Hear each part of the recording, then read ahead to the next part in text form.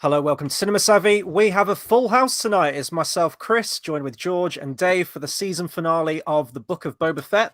This, of course, was Chapter 7, In the Name of Honor.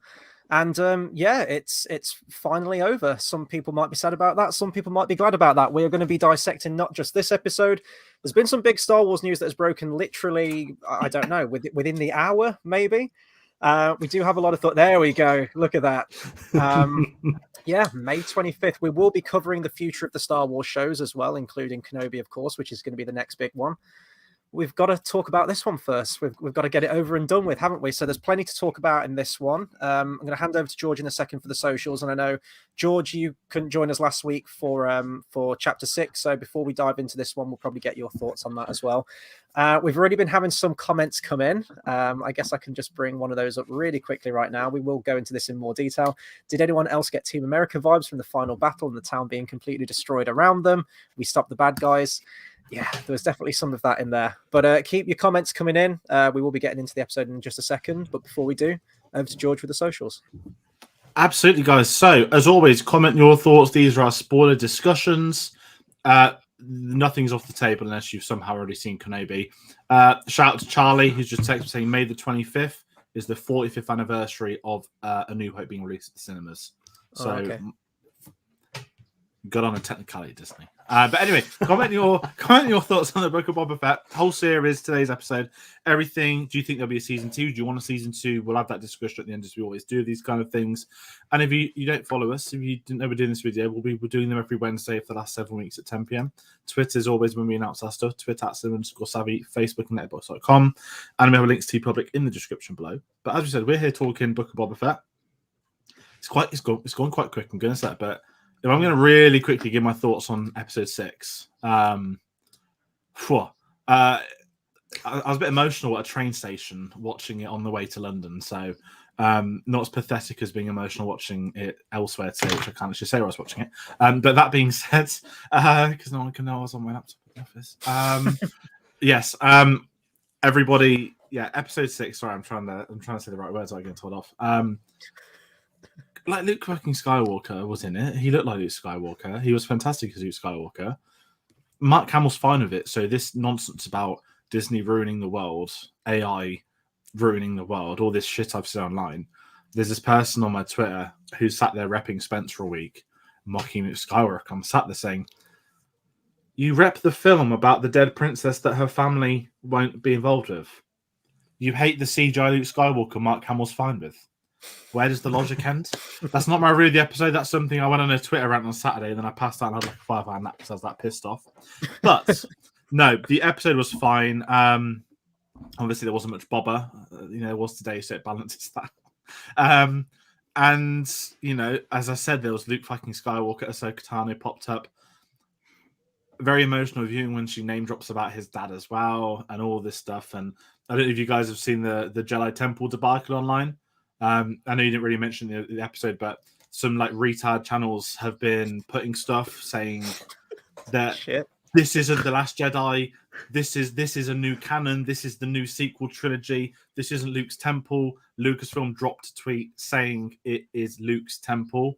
It is the temple you see burned in Force Awakens and Last Jedi. And these people are still tweeting saying it's not Luke. They're tweeting the Star Wars Twitter account saying this isn't Luke's temple to the tweets where they say it is Luke's temple to StarWars.com. So some of this shit just needs to stop because I've had enough. Last year I had this. I'm going to go on a tangent and last year's been blissful. Yeah, because there's been no Star Wars for a year, and I'm not talking like me and Chris is like little micro arguments. That's fine. But when you see the absolute tin pots that are online on social media, and I just sit there thinking, how do you have the capabilities to create a Twitter account and tweet? Like, your logic is so broken. I don't know how you even got to approve your account. So, I'm already sick of the Star Wars discourse, and this is what the first of 4 shows we're getting this year, and this is me having a good experience with this show. But episode 6 was fucking beautiful. It was a whale of a time. Cad fucking Bane turned up, which was very expected, but still seeing that live action hits differently. fucking Cobb Vanth turned up. We got Timothy Oliphant back on the screens, and he's going to stay back. Apparently so. And yeah, so without ranting about social media again, thumbs up episode 6 from me. I've gone overboard. I'm going to apologize. I'm going to apologize for anyone I might have insulted. Then I've had this build up of so much ridiculous nonsense for us. Let the hate flow through you comment here. Let's get all the Star Wars. The thing is, though, it's not even Star Wars. It's just absolute morons using social media, and I shouldn't be so enraged, but I am. And I don't know why I'm so enraged, because normally I see them and laugh, but the fact I've been indirect tweeting is really took its toll on me, because I don't like doing that. I didn't delete them though; they're there. If someone's sad enough to scroll through. Well, me and you, Dave, letting off all those blasters, wasn't it? Oh. Do you think you got him? I mean, me and you, Dave, last week we covered episode 6. We both really, well, in a nutshell. Please do go. It was a good discussion. If you haven't already. It was a really fun discussion. We both kind of found common ground on it. I think that we both loved the episode very much, but it was kind of out of place in a Book of Boba Fett TV show, and I've had that problem with the last 2 weeks. Sort of jumping into this one, what were your thoughts going into this one? I know that you mentioned last time that the runtime was going to be key because it was having to balance a lot of storylines. Were you excited going into the finale, cautiously optimistic, or did you not know where it was going to lead to at all? Is it really arrogant to say that I got almost all my predictions right? I don't think this is a show that is challenging for the mind. I'm going to leave that there. The best description I've seen of Book of Boba Fett, ironically on Twitter, was by somebody saying the Book of Boba Fett, when you really break it down, is like a comic book or a novel from the Star Wars expanded universe. It's happened. It's been released. People will like it. People won't like it. But we're now getting these stories in live action. And that kind of hit me. I was like, that's true. Like, we're going to get Star Wars things. I don't want to say it's not a must watch. In the grand scheme of things, it's not. But we got to see Boba Fett riding a fucking Rancor today. So that is a kind of must watch as far as I'm concerned. But again, I knew Cad Bane would pop up. I knew my prediction, the one I did get wrong, I texted Dave the night before I started work. I just put, we're going to get the flashback from the famous unused Clone Wars footage of the standoff where that Boba gives Cad Bane head damage, where he wears, for some reason, has a weird tin hat underneath himself now. And obviously Boba's got the dent. I thought we might have got that in a flashback with Daniel Logan. Not bothered we didn't. Expected the Rancor, expected Freetown to turn up, expected Cobb Vanth to be alive because he was only shot once in the shoulder. What else was there? Was there anything unpredictable? Baby Yoda going back to Din Djarin, that was definitely going to happen. I didn't have money on the episode 2 taxi driver coming back in. I'll give it that. But yeah, what about you, Dave? I was cautiously optimistic. I think throughout the whole series, I've quite enjoyed most of the show. I say like the odd bits that have taken me out of it, be like, it's a bit slow. We could have probably had 5 episodes and not where we are. But yeah, the hour runtime I thought was quite a nice thing to give that extra bit of time just to give it the breathing space it probably needed for what was essentially, we knew it was going to be a big battle pretty much from start to finish. Kind of knew the plot points they were going to have to cover and where we're going to get to by the end of it. So I was quite optimistic going in, but I must say I was ready also for the show to come to a close as well. I was kind of ready for this thing to be over. I've loved the two previous Mandalorian episodes, and that for me has kind of been the nail in the coffin for the series for me. Just kind of seeing it play out in the final episode as well, is that those 2 episodes were so good. Interestingly, not the ones directed by Robert Rodriguez. I will say that as well, sort of cycling back to this one. But it pretty much played out exactly how I thought it was going to be. There was no sort of shocking revelation really or anything that caught me off guard. The Rancor and riding the Rancor had been set up episodes ago, so that needed some kind of payoff. And we got that payoff, and it was a really cool payoff. I will say that, seeing the Rancor in action is like a kaiju movie or something. But inherently, it's exactly what you just said, Dave. It was gearing up to be a 45-minute to an hour long punch 'em up, shooty shoot, pew pew pew. And that's exactly what it was, and that's fine. but it felt like to the detriment of, the whole series. I've wanted like really in-depth character stuff, let's get to know some of these characters. And 7 episodes later, take out 2 because they're Mandalorian ones. I don't feel like I know any of these characters better. There was no kind of fulfilling arcs for many of the characters for me. And this episode was basically just someone slamming action figures together for like 45 minutes. And don't get me wrong, there were some cool bits, as I mentioned, seeing the Rancor properly in action. Great. Loved it. I think, Testament, again, my favorite thing out of this whole series has been the new droids that we've seen and the new droid designs. I love the 2 new droids in this one, what they're called, the Scorpinek or whatever they're called. Thought they were a cool design, kind of reminiscent of the Droideka with the force field shield around it. So I got a kick out of that. But inherently, just none of the side characters I cared about. And this one felt really cheap as well. CGI and the Rancor aside, but it felt like a set. It felt like they only had limited extras. It didn't feel grandiose and epic. When they say, oh, Freetown's got a garrison together and they're going to come and sweep in like a cavalry, and it's one small land speeder with about 10 guys in there, I thought, and they split up, which is always a great thing, isn't it? It's like Scooby-Doo. It's like, right, I'm going to station 2 individual Gamorrean guards at this post. I'm going to station a single Wookiee, granted, a badass Wookiee that's like a gladiator fighter, but a single Wookiee at this integral, multiple populated part of the town. Trandosians too. Exactly. And then I'm going to take these 3 or 4 mods, biker gangs in the slowest goddamn vehicles ever, and it's all going to get taken care of. I'm like, that's not a good plan. That is not a plan of like a master been in the game for so long, Boba Fett, the Boba Fett that we all know and maybe love or at least tolerate from back in the day. It just felt kind of weak and the script wasn't there for me. So it did kind of end on a bit of a whimper for me, but the best bits for me, other than the Rancor, were all the bits with Mando and Grogu again. And that's where I'll sort of, it's almost like I'm giving my final thoughts now on it. Before we are going to go in depth through it point by point, but just seeing those 2 characters together, they were the only characters amongst this whole action thing that I actually cared about.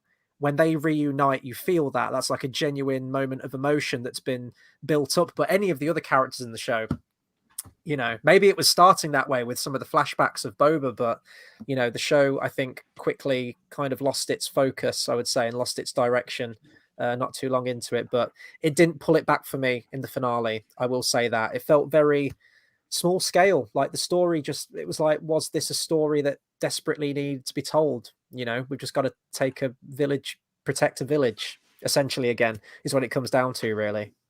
I think the Boba stuff was the best thing of the series. I think when you get the final duel with Cad Bane, the whole Tusken tribe stuff, that's the perfect loophole on his character arc for the series. So I'd say Bob has been developed.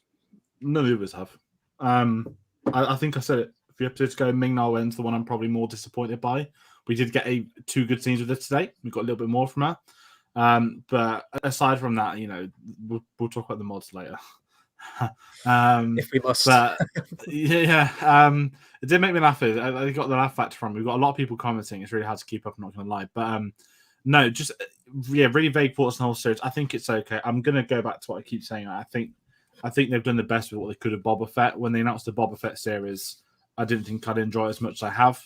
I feel like we've had character development from him. Now the Mando stuff obviously is the big question mark. So they've got interviews with Favreau that's gone around. Not Favreau, Favreau from like last summer, where he said this is the Mandalorian 2.5, and he told people to view it as that.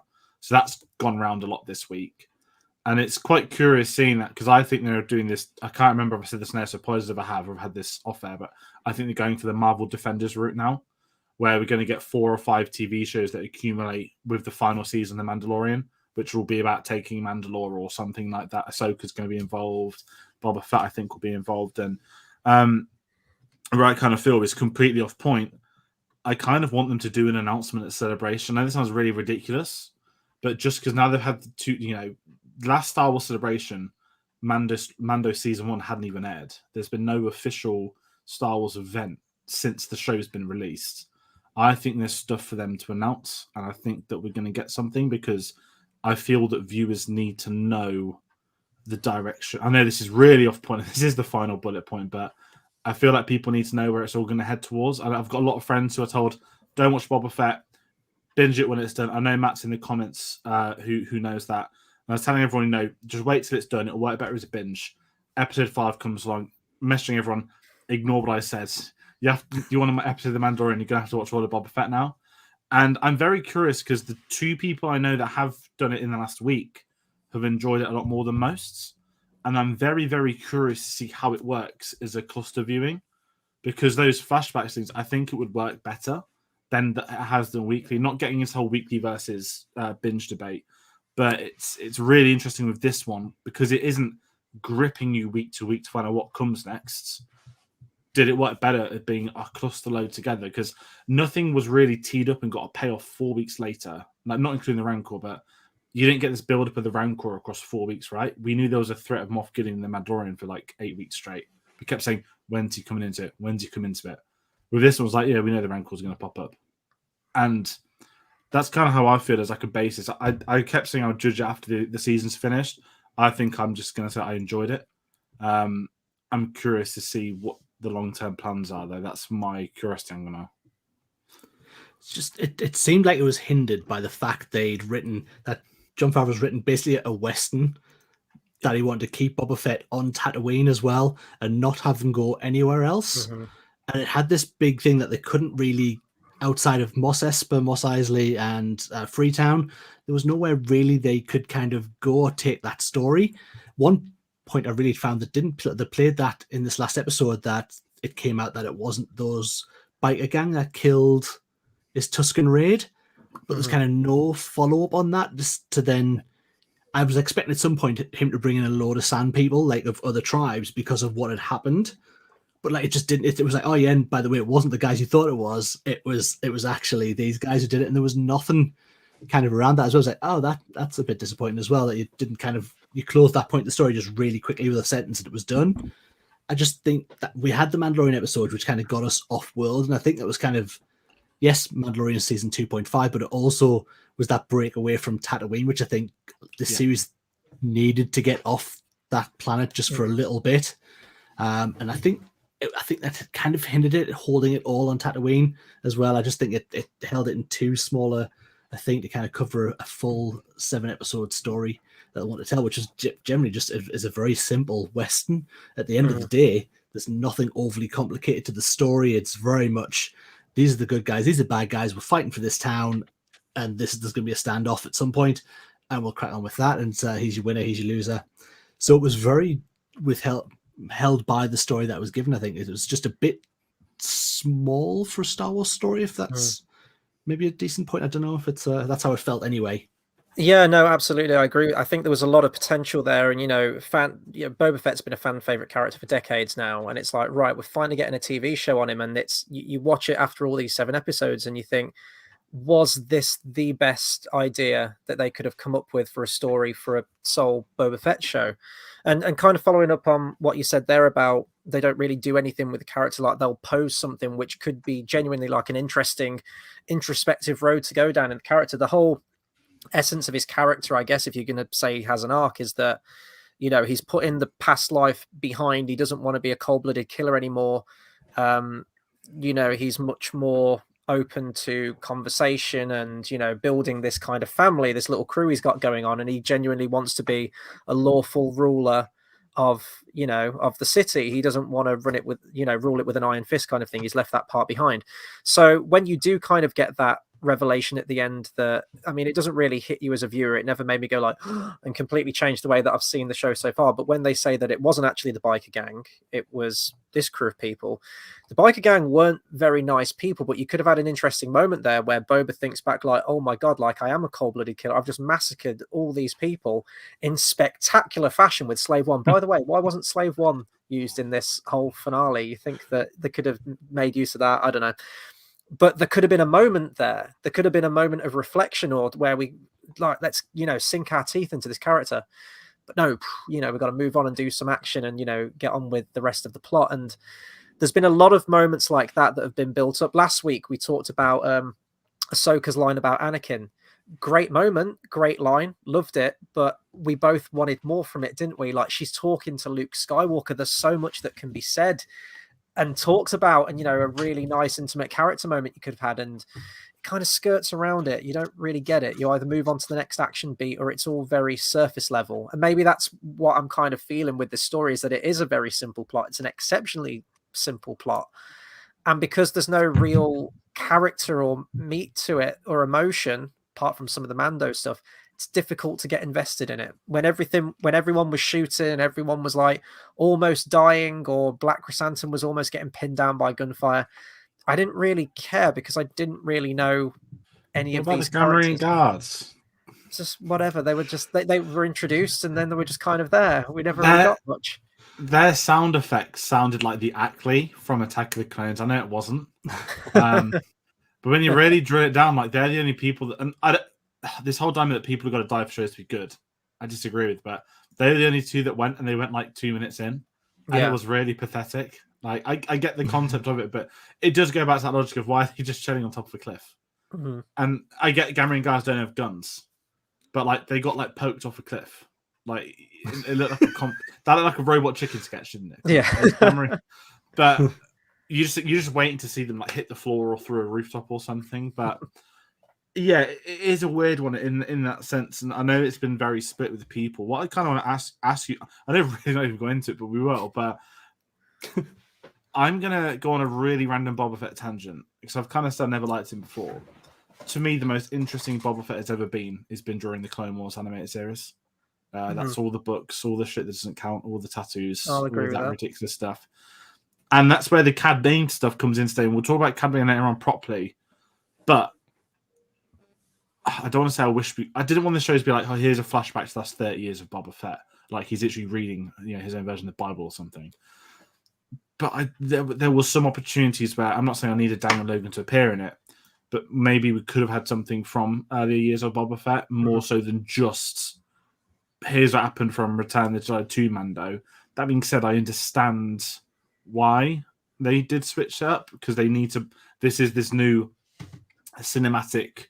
I don't know what do we call it? A TV universe. Carl's mentioned it's all building up to Thrawn. He's going to be there. Thanos. I don't know what it would be called.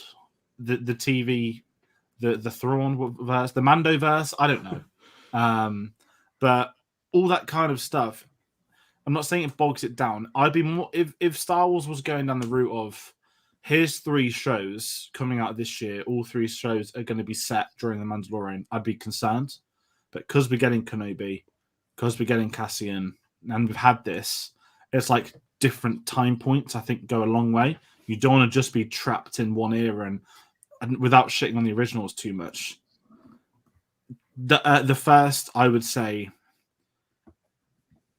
6-7 years of Disney Star Wars was all about the original trilogy era.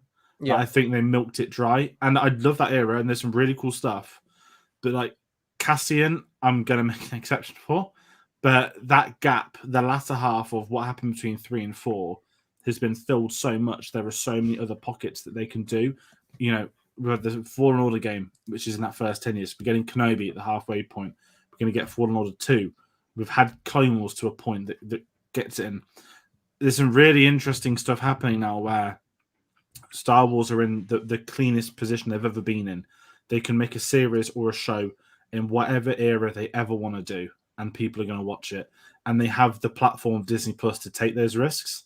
Now, Boba Fett, I don't think is classified as a risk. And even more so, unless I was going to pose a question, do we think that this show was an extension of the original Josh Trank film idea? Mm-hmm. Because it feels, and this is the politest thing I can say about Solo. I really love Solo, and I kept thinking about Solo today because I was quite harsh on Solo when I first viewed it, but I've absolutely loved it as the years have gone by. I've got a lot of Solo vibes of this, where it feels like here was some drafts at the Lucasfilm headquarters from when Disney bought it, and this is one of the first things they wanted to tackle. I know that makes me make it sound a bit weird, but my kind of vibe of the whole show, it feels like this has been waiting to be made for a few years, and not that it seems dated, but as you both said, it because of what we've had with the Mandalorian, something that's so fresh, so different.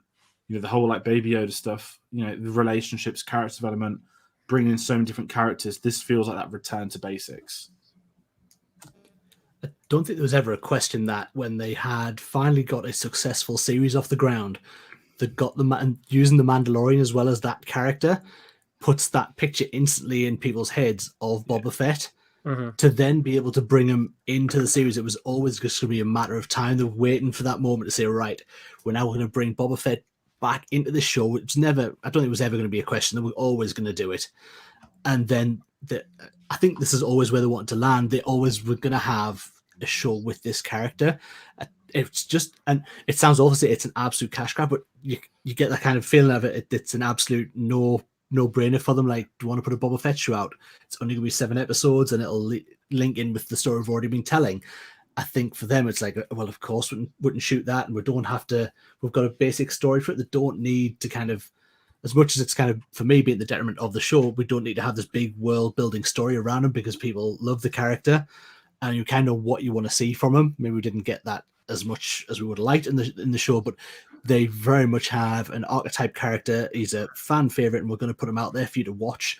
And where's that going to be a lose for Lucasfilm at all? I don't think it. I don't think it has. At the end of this, we'll discuss more. But I've enjoyed the show as much as a whole, and I do look forward, like Joe saying, actually binge watching it now and seeing it just back to back all the episodes. I think will be a different viewing experience.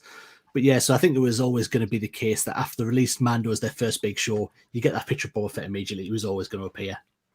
Yeah, I think there was always going to be some Boba Fett content made. You know, it was going to be a film, and they had a whole host of films. You know, Kenobi was going to be a film, and I think there were talks of, I want to say like a Yoda origin film. I don't know if that was confirmed, or I heard rumors on that, and I think we're going to get elements of that as well. It seems like they've taken that aspect, maybe with the Baby Yoda character, but certainly last week where Yoda was saying, you know, where do you come from? What are your people? And he was, you know, I once knew someone like you who spoke like this. And it's like we might get, maybe that's going to be season 3 of Mando.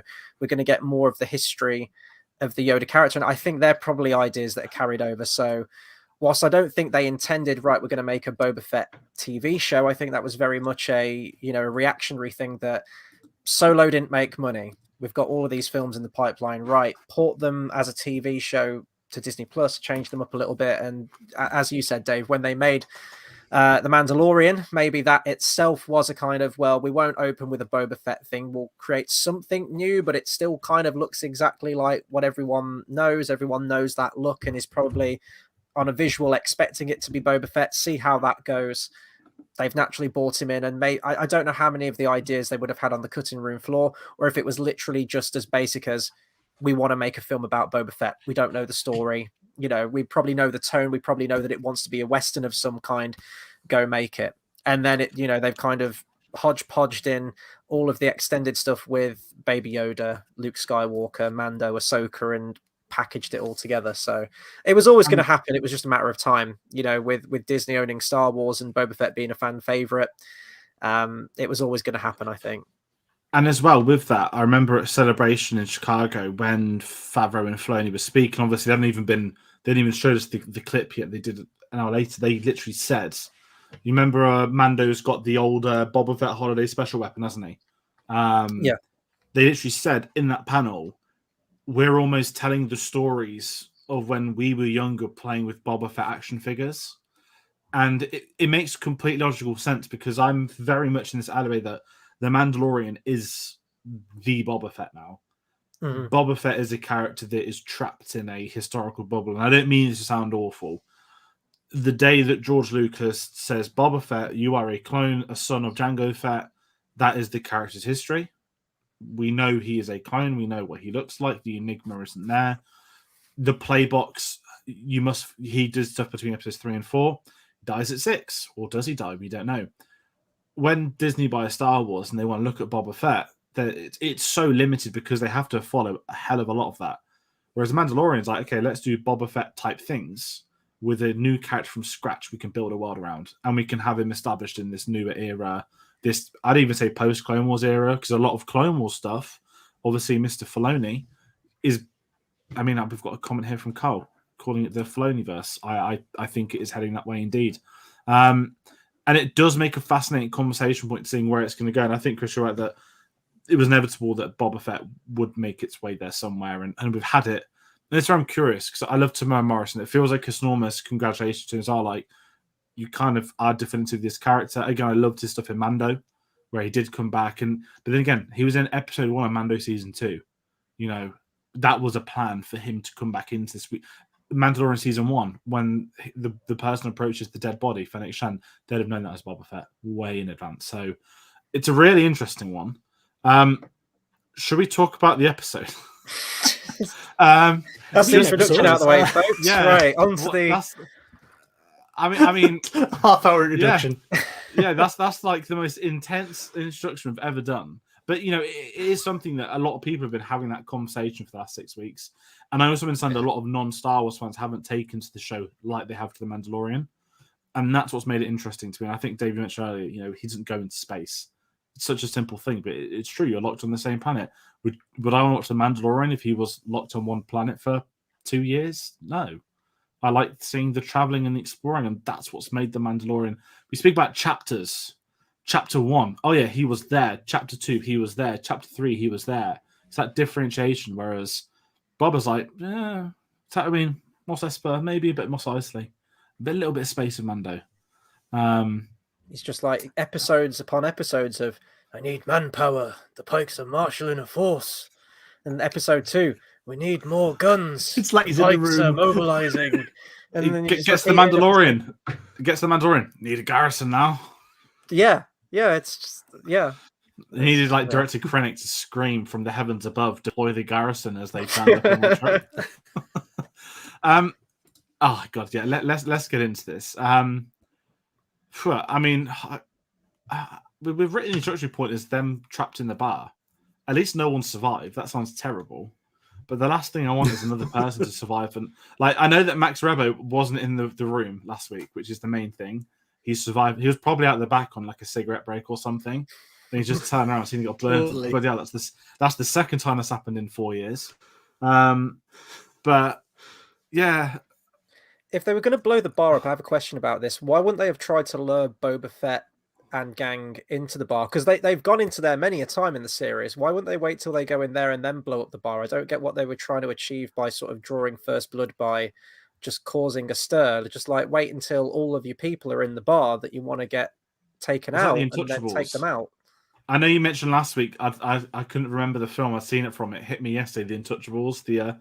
So you left your briefcase, and then the bombs goes off and it kills the kid. Opening scene, not spoiler, and it's 30 years old. But yeah, I've got nothing to say on the opening of the bar. I'm literally ready just to talk about Cad Bane of U2R. Yeah, that's may as well. Yeah.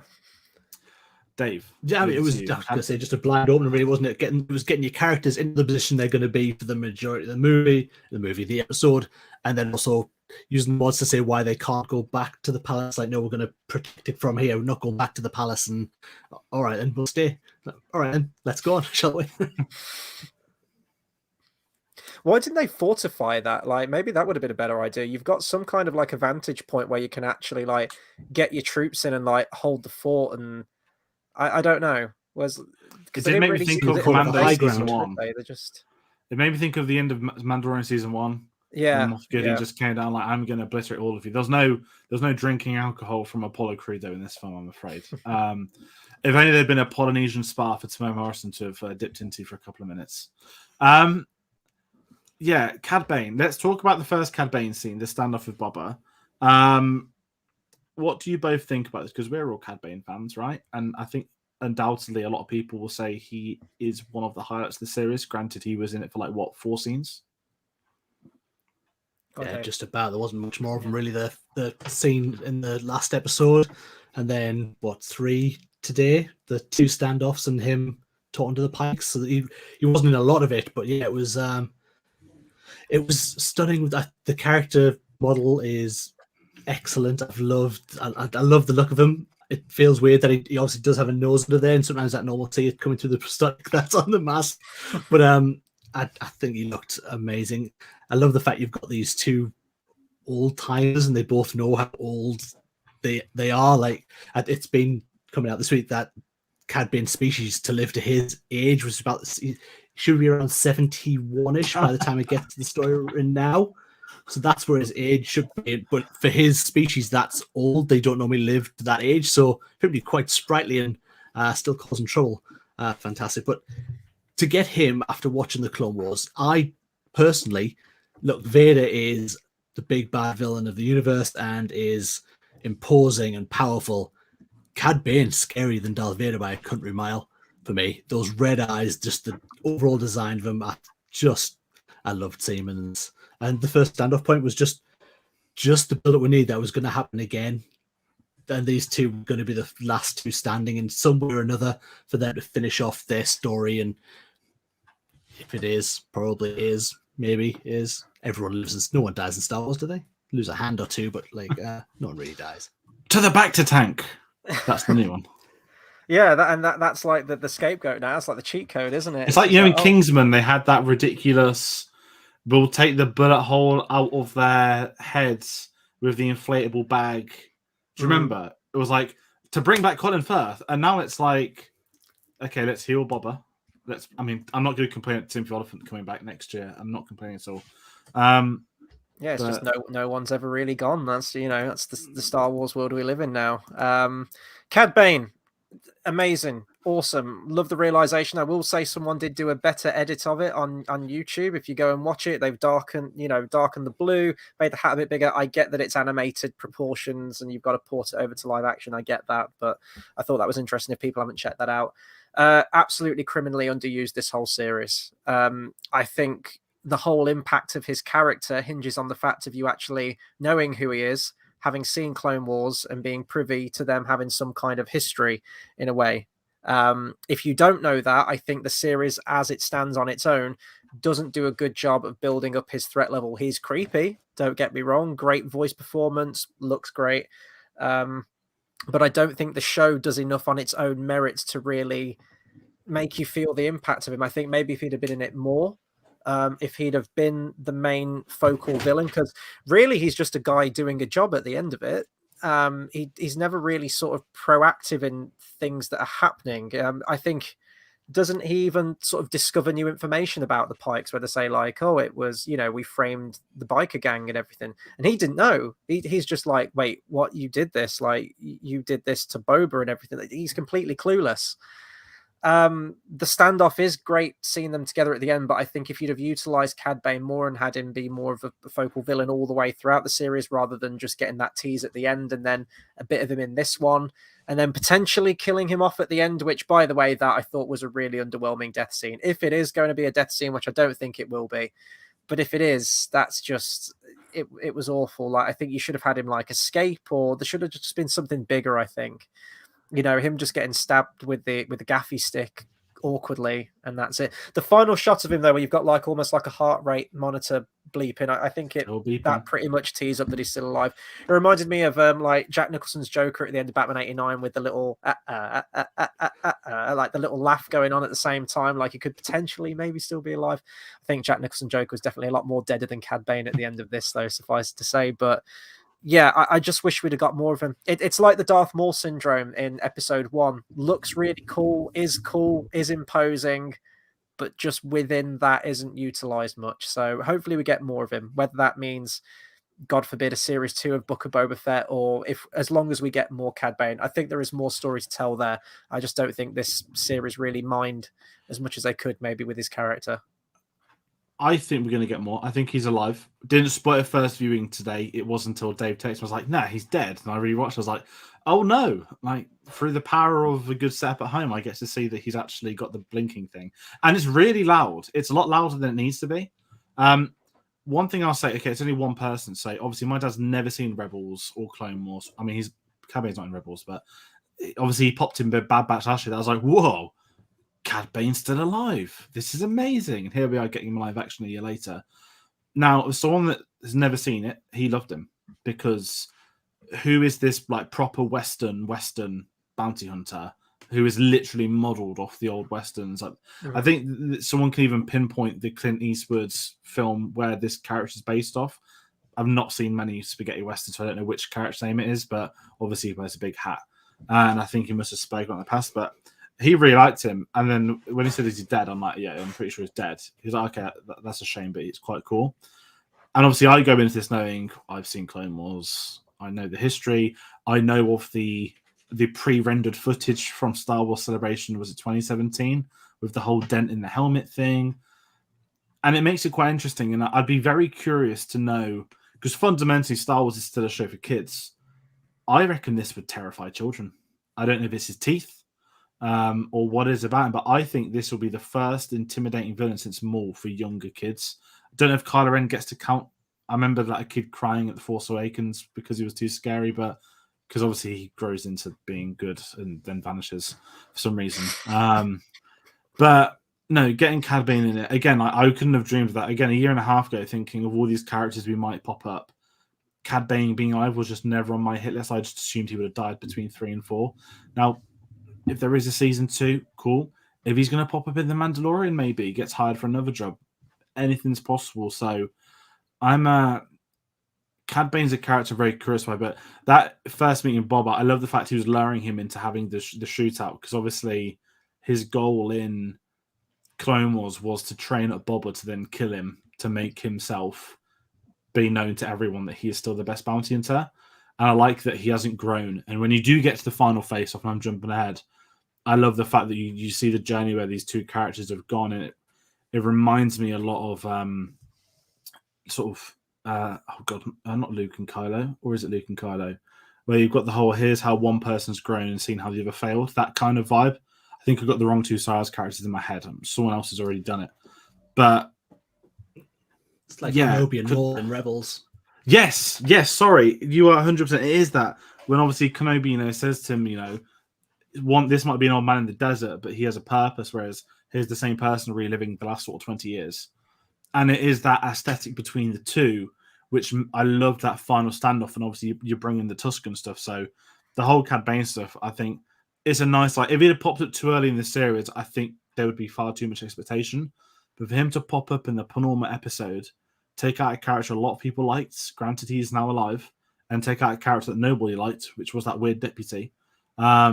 It's one of those where having him as a threat, and just like standing toe to toe with the Rancor and whacking the flamethrower out, he just looked badass. And I know he's not going to have his little floating droid in his flying boots anymore, because he's an older man now.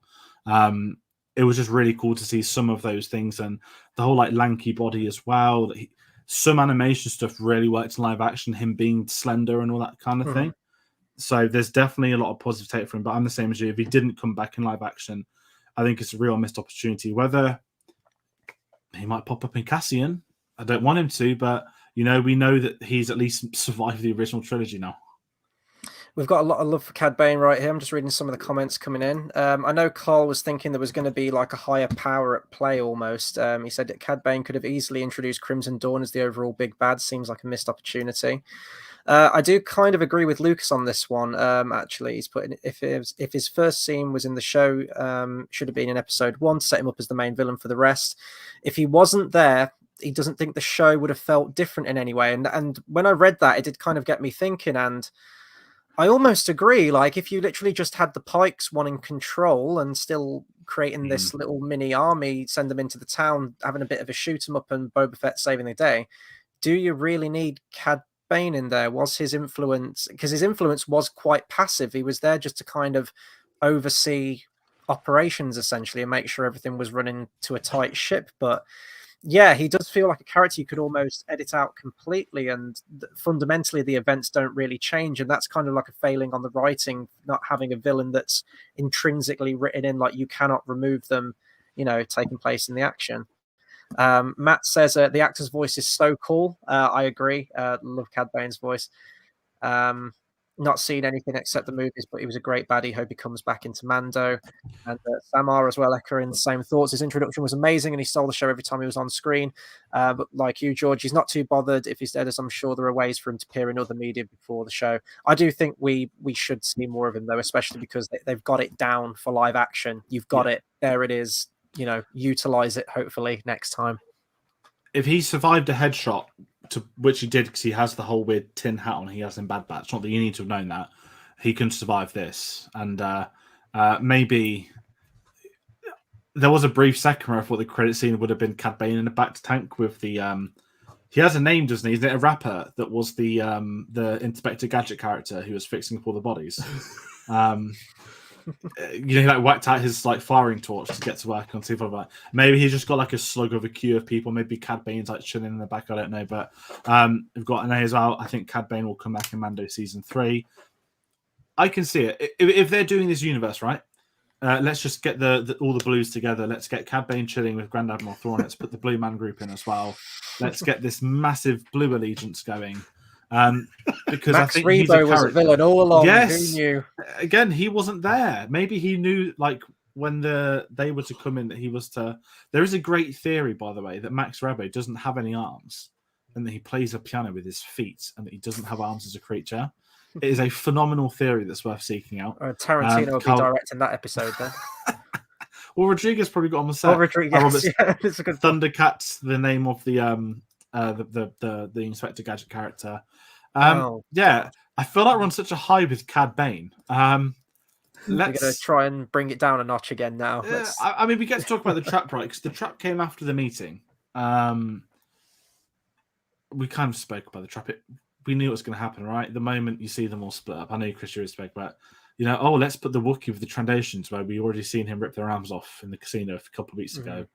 There's no way this could go wrong. I will sit here and argue that justice for the Gamorrean guards, they didn't deserve to die. They deserved so much better.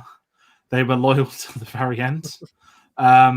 It just felt so small scale. I think that's what hit me the most about this finale. It was just this small little town set with a handful of extras, 2 Gamorreans, like a handful of bikers, and a Wookiee. And that's it. And it was like meant to be like, oh, we're going to war with the Pikes, and the Pikes have this huge amassed force and everything, and we've got to counter them. And it's like, I'm going to counter them with like 9 other guys.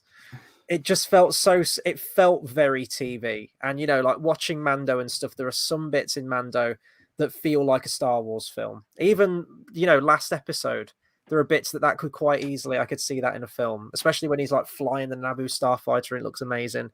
And then this one, it was like, oh, sets, props, costume. Like, it just felt really small scale. It felt like in the script, they were verbosing like, oh, this is like life or death. Everything hinges on this moment. We need to assemble an army. But then visually, that wasn't translating from the script. And it just felt very TV show, which I know fundamentally it is, but usually you can see the money on the screen. And I guess apart from the Rancor and Cad Bane, I didn't really see it this episode, to be honest. So it made it almost kind of laugh. It took away the stake. I didn't feel the stakes of anything that was going on, really, I guess is what I'm trying to say. Dave? I didn't feel like there was it seems like the money had gone on the big droider cars, the new ones, and the Rancor scene was their big play for this episode. We've got this is what we're going to really concentrate on and put this big story points on. And I think you're right. The rest of it just did feel like, oh, he's the local bus come in with a few people who can help us, and it's just I think you're right about the scale. While I think the first time I watched the episode, I watched it just on my phone this morning, and then I got a very different experience watching on a television tonight from a big TV. So it just, I think it very much felt like television. You're right, Chris. It just didn't feel like big Star Wars like The Mandalorian nearly always has. George, I don't. Oh, I'm sorry. Yeah, one thing I'm going to mention, I was actually reading a couple of comments. There's one by Ane, I think. I actually wanted to sort of T-bane into what you both said about the budget and all that sort of stuff. The show's inconsistent. I want to know what you guys think would have made the show better. Dave, you mentioned earlier we stuck on Tatooine for the whole thing, right? Here's a conundrum. We've just had a show set on Tatooine for 7 episodes. No, 6, because Mando was only there for half of it. There's a show coming out on May 25th, which should be one man on Tatooine, on Mos Eisley. But we know there's a hell of a chance that he isn't going to be on Mos Eisley. He might be dipping elsewhere. One of the problems with the show, do we genuinely think it's being set on Tatooine? And I'm not even saying it's because we've had Tatooine for 40, 50 years, whatever. Is it inherently that Star Wars has always been about that traveling, going to different places? And even what I'm thinking about now, like, we had all the Pikes and we kept seeing them on the Galactic Star Cruiser. If only we could have gone to Kessel to see some of their behind the scenes. If only we could have seen other factors in play. Not saying you have to go to different planets, but I want to make the worst comparison. It's even worse than comparing it to Godfather a few weeks ago. Comparing it to Dune. oh, the villain's springing a trap. Let's go to the Harkonnen planet and let's see them setting a trap or doing something. Versus this is like things happen. And because it's set in that same planet, even the flashbacks are the same planet as well, you never felt like you'd gone anywhere. I'm not saying you need to go on an adventure for it to work. You absolutely don't. But when it's a show that is trying to be about crime and all that kind of stuff, having one central location didn't do it any favors. As you said, when the finale is a street fight, it's the same streets we've been on for however many weeks. These, the huts popped up and left and never came back as well. That's something not people are talking about either. And I think one thing that could have helped this show massively, I don't want to say space travel, that sounds ridiculous. Just changing up the settings, just something like that, because I think the show had a lot of potential, and I still think they did on some of it, but some of it didn't work. And most of the issues are the present day stuff. That's my absolute honest opinion. I've got no issue with the single flashback we had in this series. I've got no issue with the ending of episode 5. We went to a world. We got to spend time with Mando, yes, but we got to see his journey or how he ended up on Tatooine. Could we have seen other people and how they ended up on Tatooine too? So I know that's kind of gone off tangent, but it's in line with what I was thinking. No, I think you're right when you look at the comparison that we're going to get this Kenobi show that is going to be primarily set on Tatooine again. But for me, Boba Fett is not a big enough character to keep me interested in what is happening on Tatooine for 5, 6, 7 episodes. Obi-Wan Kenobi is a very different kettle of fish for that. I mean, I will watch. He was sat in his hut for 7 episodes, just playing music on something. I'd happily watch that. This anticipation for Ewan McGregor's return is just massive. And you're right. He could be just humming to himself, looking out the window every now and again. I'll watch that show and be like, it was the best thing I've ever seen. For me, Boba Fett is not a big enough character to be stuck on world. Yeah, I think the lack of location, variance in locations is definitely a big detriment against it. I think also fundamentally, like, what could have made it better, I think just a focused series, just getting a plot that just feels a little bit more, keeping the primary protagonist / anti-hero, whatever you want to call Boba Fett. I do think they kind of lost their way with the Boba Fett character. He very much doesn't feel like the character. And I know you could say that that's all, character development.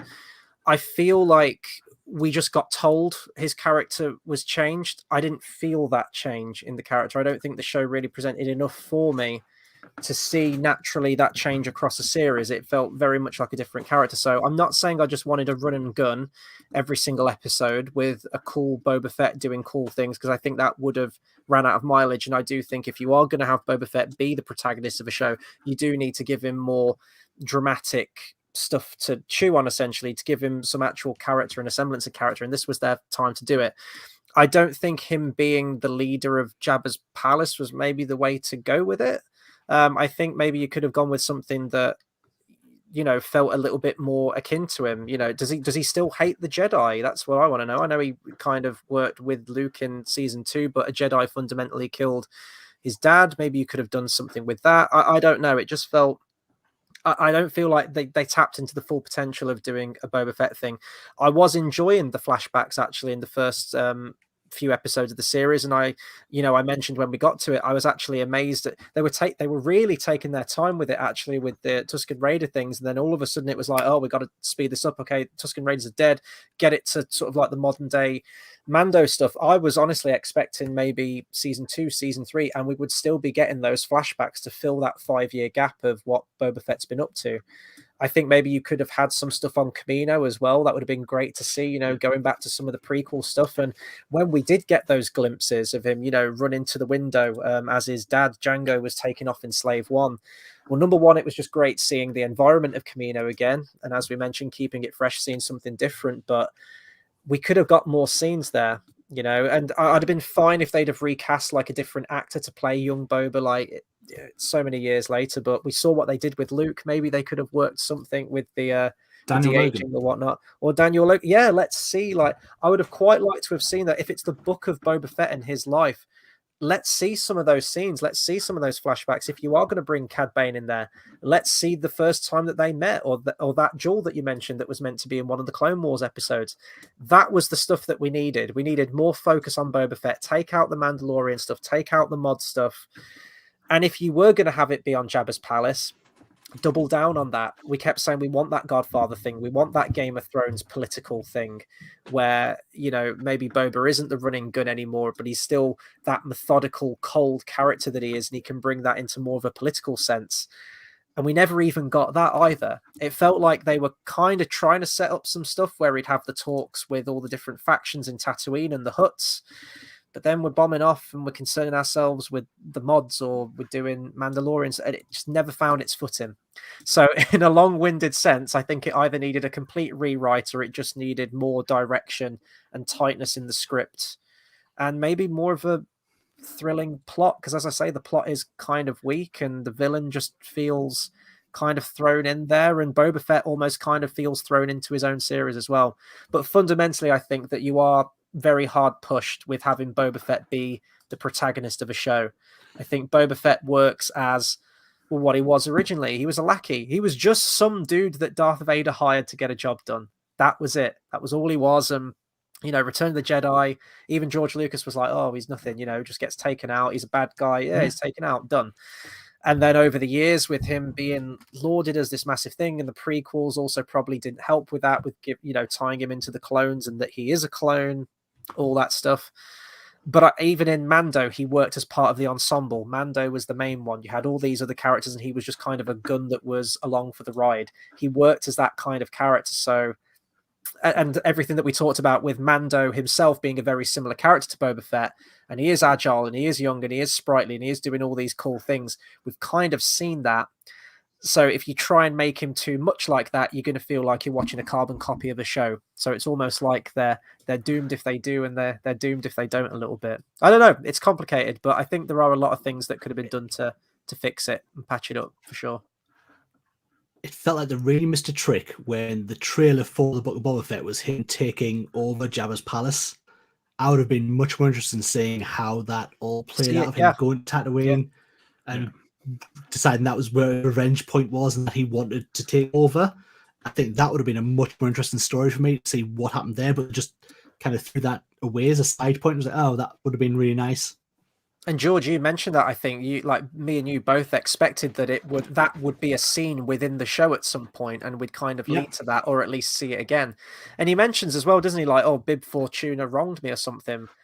How did he wrong him? We haven't seen that. Is that going to be in a comic book? Is that in a novel? Like, what's the deal with that? We probably never know. You know, we've moved past that point now. Yeah, and that's it. It's little things like that when, you know, when I was watching, again, I keep using my dad because obviously I watch it with him weekly and he only watches the live action stuff.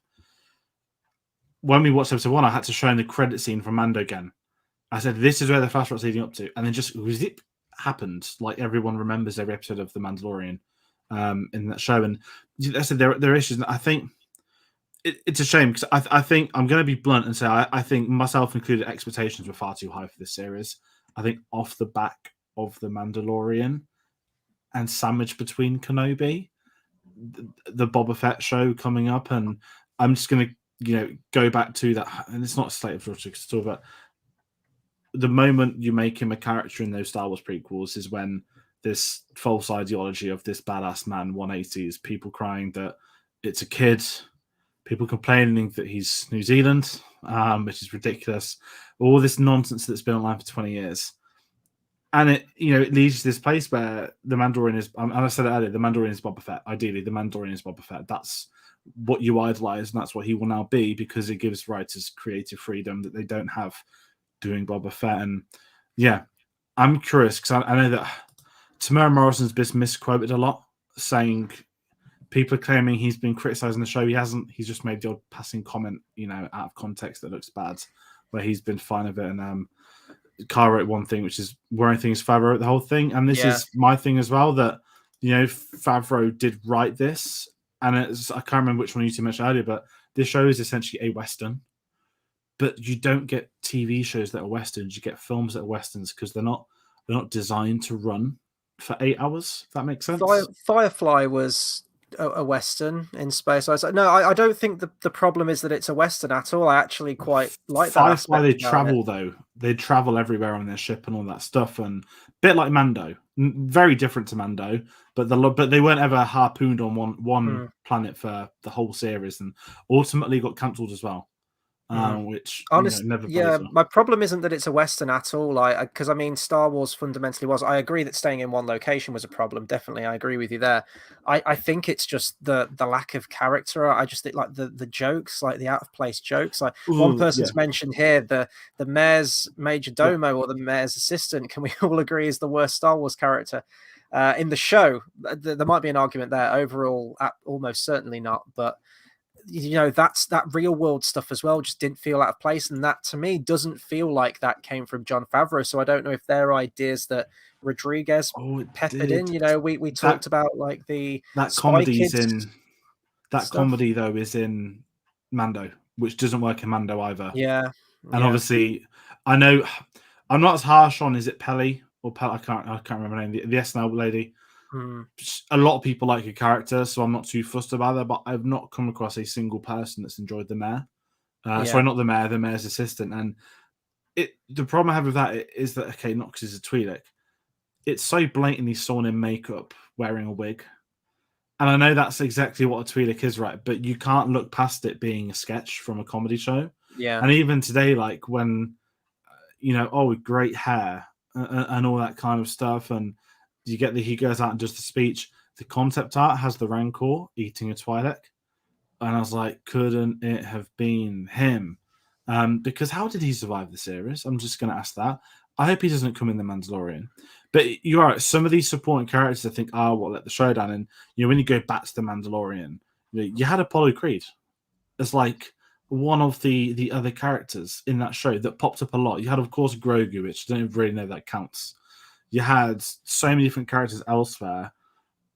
And this one, we just didn't get enough of Ming-Na Wen. We didn't get much developed from her. We've got some cool scenes today. And even that little moment, like the most she's had to do all season is the manners, I like you. Just because it's something a bit different. And then you get the other supporting characters. Black Chris Hansen, the Wookiee's fine. It's a bit of muscle. You don't need to develop a Wookiee. He was cool. He was badass. He worked. And then you get the mods, which I didn't clock. I mean, it's really obvious they should have all been British, right? I think they had some pretty terrible dialogue today. I don't think the dialogue was as strong as it has been in other stuff, but certainly with these characters, I get what they were doing. But I think I said it on that original episode, it should never have got past the thought process of British mods in Star Wars. It's too. I don't want to say it's too real. It is fundamentally, and the fact they're called the mods as well. Like, can you get more? It's more. It's more like a place like Tatooine, right? And it's really pathetic. But a lot of people will say, "Oh, the diner from Dexter's Diner." It works because it's on Coruscant, and it's that whole like Tatooine vibe. And there are just some very odd questions, like the Freetown thing. I loved that. I love them guys coming back into it. They've got a speeder. They're going to fight for Cobb, all that kind of stuff in his memory. I love all that, but some of it just felt so odd and out of place. And I think you're right, like the supporting characters like do let it down. And when they are in peril, did anybody fear? Was anybody worried that any of these characters could go at any second, bar Mando and Baby Yoda, who you knew were going to be safe anyway? No, it's like me watching the Transformers films. I just want all of the human characters to die. It was that moment when they're pinned in that corner up against the wall, and it's like, there's too many of them. I'm like, yes, this is what I have longed for since you entered the show. Kill them all, please. And then one gets peppered, but then it's not enough. They're still in it. They're still going to be around. And if there's a season 2, we've actually had a question about that. We'll get to that probably at the end. They're going to be back. Really quickly, I'm going to pass over to Dave in a second, see what you think. But Carl's actually got a great suggestion here on the Bib Fortuna thing. It would have made more sense if Bib Fortuna was responsible for the Tuskens and Boba wanted revenge. I think that's excellent. If you're going with rewrites there, I think that's brilliant. It's just, it's. I think it would have been a much different story. I know it's really, it's not really down the whole series as a whole coming across, but I think that's not what I've taken from it.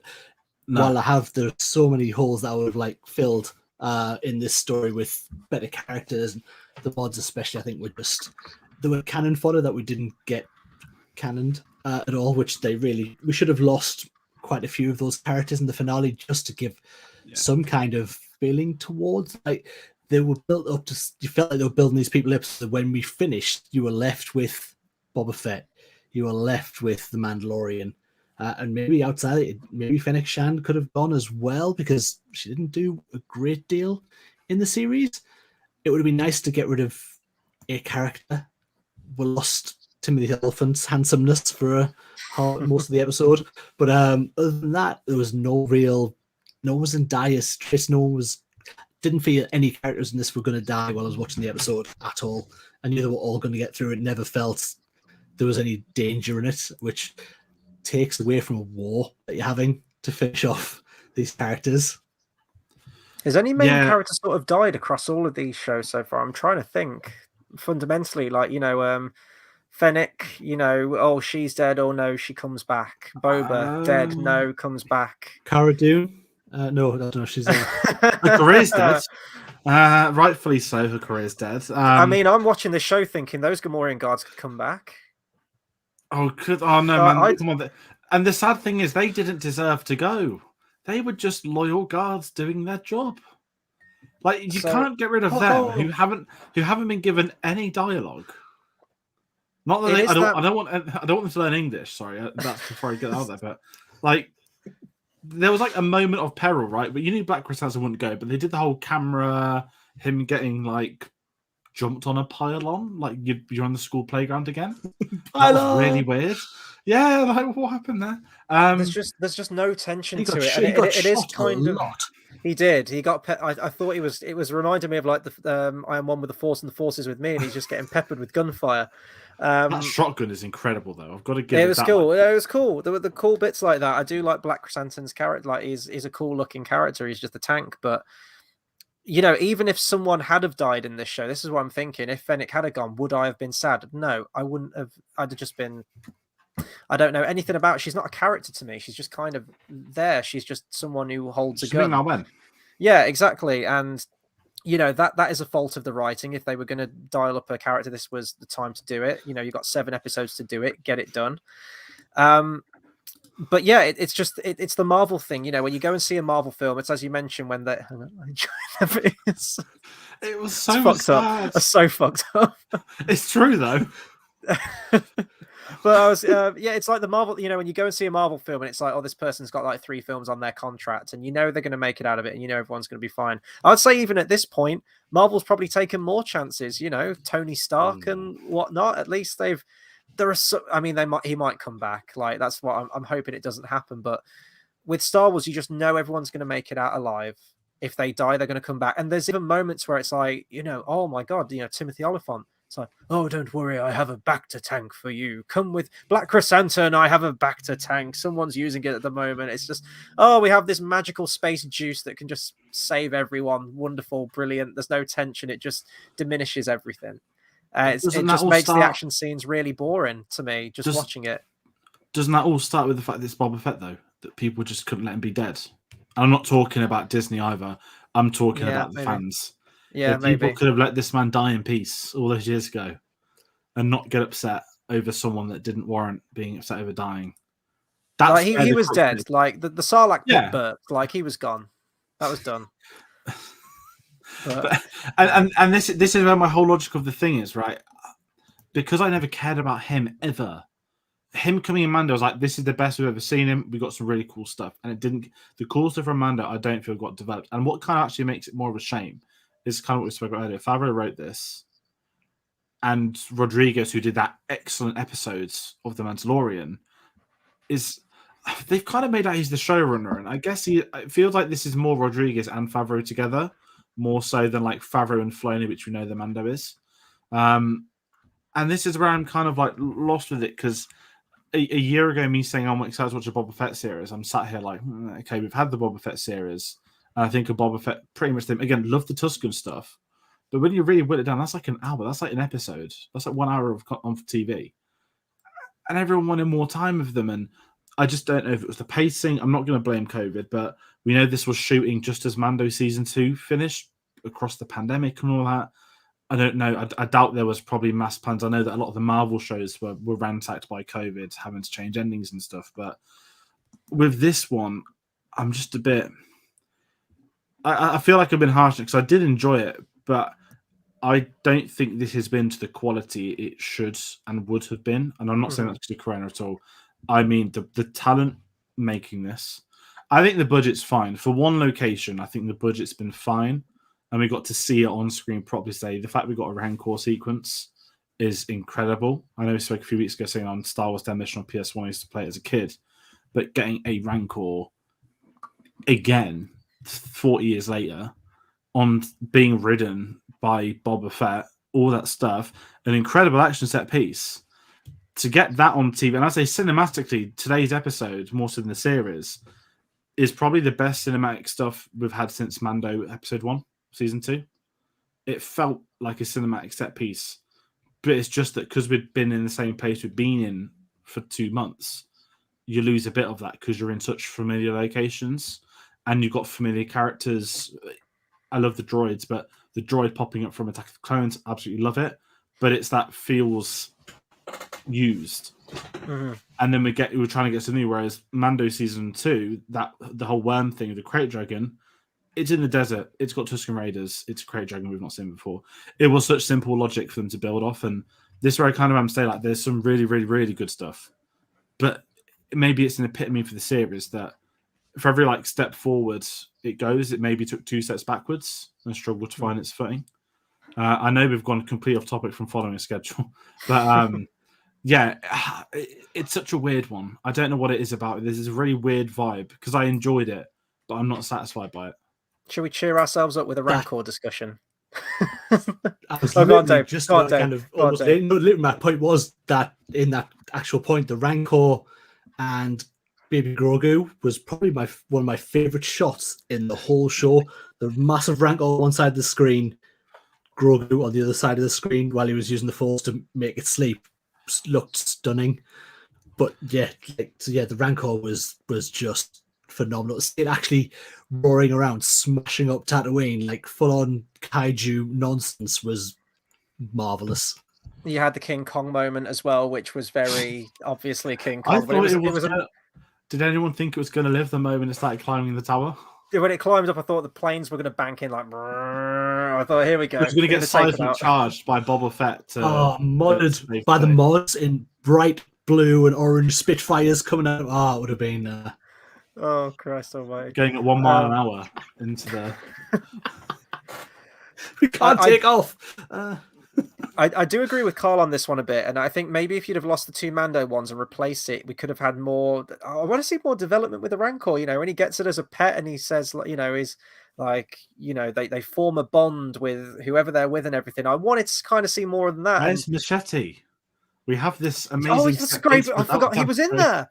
Yeah, that's a great point. I forgot he was in it. But Carl says, although it was great to see, the final battle, yeah. I mean, he would have just saved the day. He could have come in a Machete Kills uniform. Like, he could have just turned up.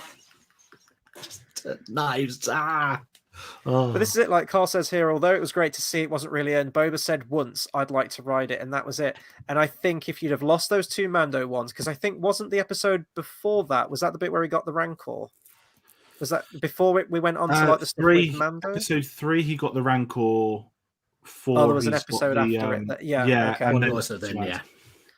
But yeah, I think you lost a lot there. I would have liked to have seen him bonding with this Rancor a little bit and, you know, training it, like how to train your Rancor kind of thing. That would have been cool. Just something, maybe. I think as well, with the whole Mando thing, I'm fully in agreement they need those 2 Mandalorian episodes. Like, you have to show how he is able to be on Tatooine. I don't think you can do, here he is in a ship with Baby Yoda, we'll explain it in 6 months' time. I think they were bang on giving those 2 Mando episodes, but then maybe should there have been an extra Boba Fett episode to round it up to 8 to get that extra 40 minutes of development spread out however they want to do it. Because you're right, when the Rancor turned up, it was incredible. I loved it. My dad loved it. He's a massive Return of the Jedi is his favorite Star Wars film. So like when the Rancor appears, he's always really excited. I'm guessing this was a more mature Rancor as well. I mentioned this to you, George, just really quickly. I was like, how can like armor pads? Like a rusty how iron does it gate know? can take out a Rancor in Return of the Jedi, and this one it's taking cannon, like point blank cannon fire from a massive droid. It's stabbing it with its like metal arms, and it's fine.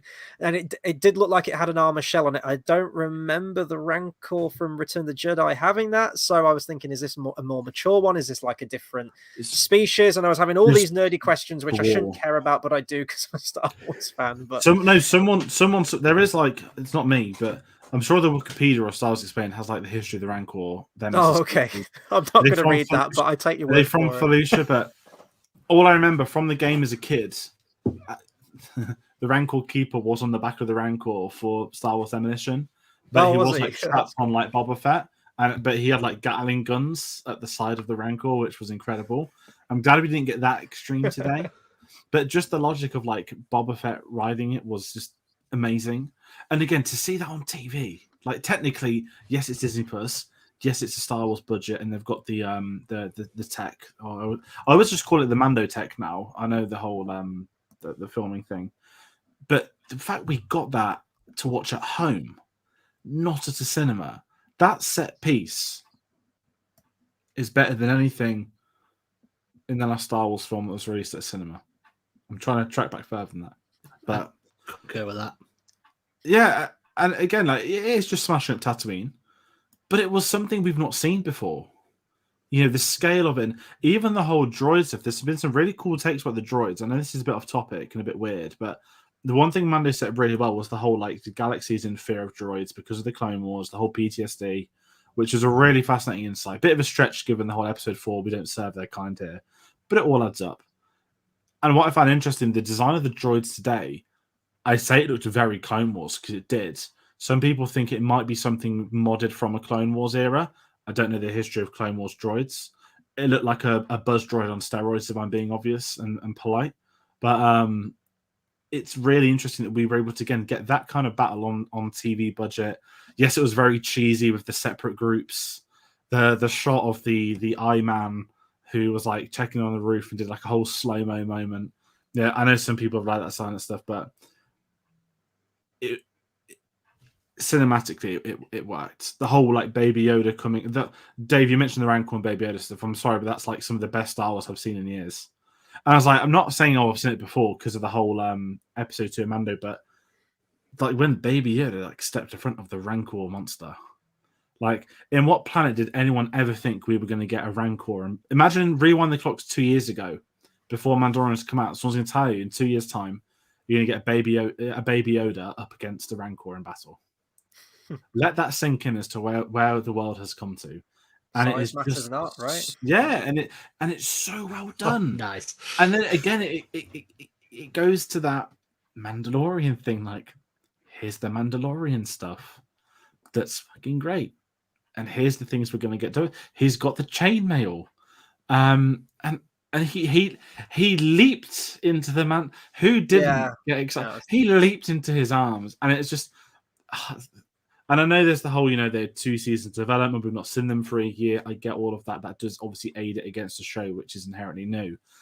But you just can't take away what they're able to do with Mando and Baby Yoda. And I'm going to go as far as say that whenever the Mandalorian is done and dusted, maybe the show's going to dive off a cliff and I'll be wrong. I think the Mando and Baby Yoda, by the time it is done, will be held in higher regard. Sorry, in as high regard as the original trilogy trio. I'm telling you this right now. There will be an entire generation of kids, and there will be adults as well. The Mando and Baby Yoda will be seen as iconic as the main 3. I'm telling you that. That's not me saying I agree with it. I'm telling you that's what's going to happen, and that's if Mandalorian doesn't jump off a cliff and be terrible. I think it has the whole world in their pocket. They know the whole world is watching it for them. They know that they can do what they want. Everyone's going to catch it. Baby Yoda ate a worm. That'll be a Pop Funko next year. It's all that kind of stuff. And it's amazing to see. And again, it comes down to that simple pitch of this is what they wanted to do with the Mandalorian character that wasn't Boba Fett. And you couldn't have done Boba Fett having a pet Baby Yoda, set 4 years after Return of the Jedi and all that kind of stuff. So It's a really interesting because Boba Fett is like the cause and effect of the original films. If that makes any logical sense. I just think, I mean, I'm still shocked by the original trilogy thing. It's shocked me a little bit, George. I'm quite frightened by it. I'm not. No, I don't think I'm going to be wrong though. I like No, pop culture. I thing. don't think I'll be wrong. I just think that we've now got through this conversation and we're talking more about the Mandalorian going forward and moved on from Boba Fett tells us you kind of everything you need to know about this series, unfortunately. Yeah, no, completely agree. And this episode, I am going to bring up a comment from Carl that he messaged earlier, actually, because I do kind of agree with him in many ways. But when the X-Wing showed up, I thought, oh my God, are they going to do it again? Are we going to have a repeat from season 2 of Mando? Luke's going to show up and clean up shop. He's going to arrive. And then, we get Baby Yoda and, Grogu, and he's immediately reunited almost. And everything's kind of back to normal, how it was in season 2. I do love how sassy R2 was being there. He was like, "Come on, time's time, love. Come on, I'm on a meter here. Come on, let's speed this up." But I did want to bring up this comment, and I wanted to get your guys' opinion on it.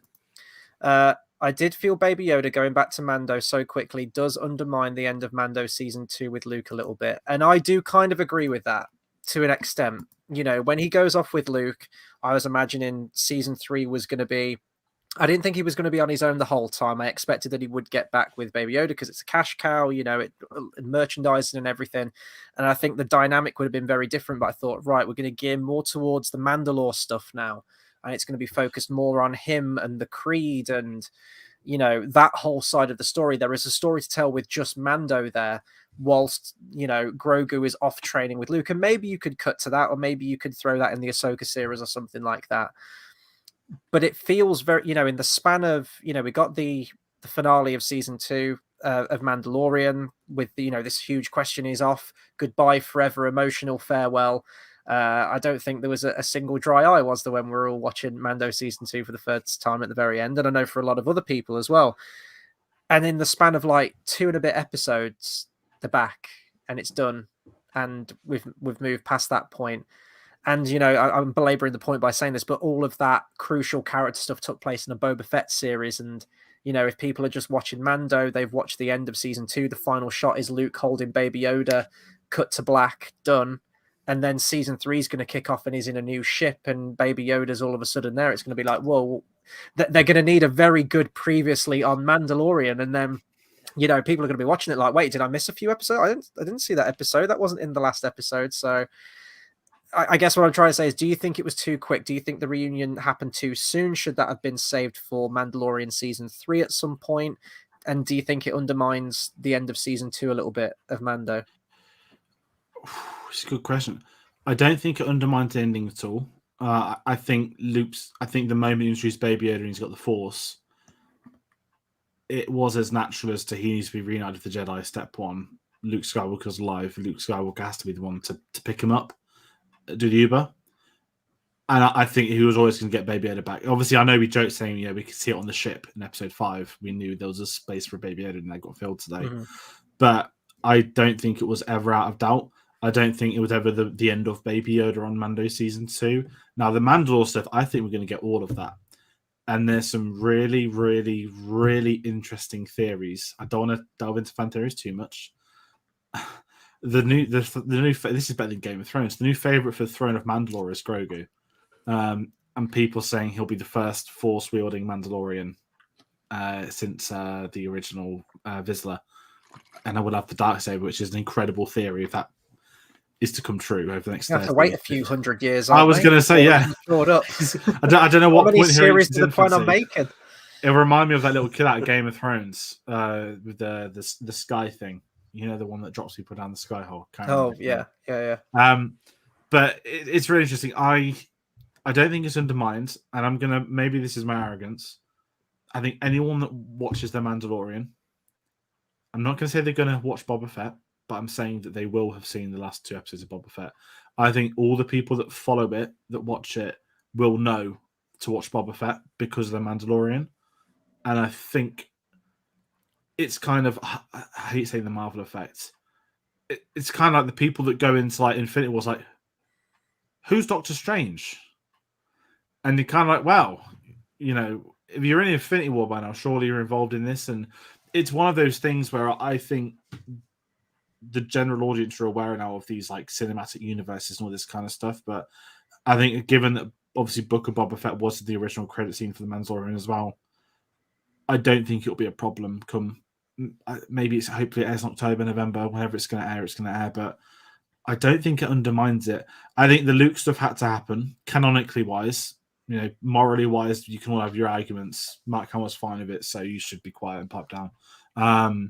But I don't know. It's a tricky one because I can see where both sides are coming from. But me personally, just as a modern audience, I don't think it's a problem.